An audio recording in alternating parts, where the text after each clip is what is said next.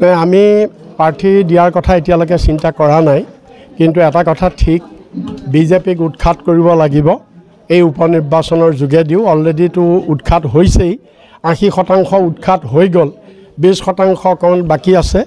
এই উপনিৰ্বাচনত আমি তৃণমূলে আমি বিৰোধী সন্মিলিত প্ৰাৰ্থী হিচাপে আমি সকলোকে সহায় কৰিম। বিৰোধী প্ৰাৰ্থীক আমি জয়যুক্ত কৰিবৰ কাৰণে বিজেপিৰ বিৰুদ্ধে আমি ঐক্যবদ্ধভাৱে বিৰোধীয়ে একত্ৰিতভাৱে যুঁজিবৰ কাৰণে আমি তৃণমূলে আমি সংকল্প লৈছোঁ। এইটো আপুনি চাওক, এইটো এটা আজি ৰিজাল্ট দিয়া মাত্ৰ 19 দিন হৈছে। 19 দিনৰ পিছত আপোনাৰ চাওক, আজি ইয়াত চিৰাং জিলাত এই BTRত আপুনি নিজে দেখিছে যে আজি গাঁৱৰ পৰা মানুহ স্বতঃস্ফূৰ্তভাৱে ওলাই আহিছে তৃণমূলত যোগদান কৰিবলৈ।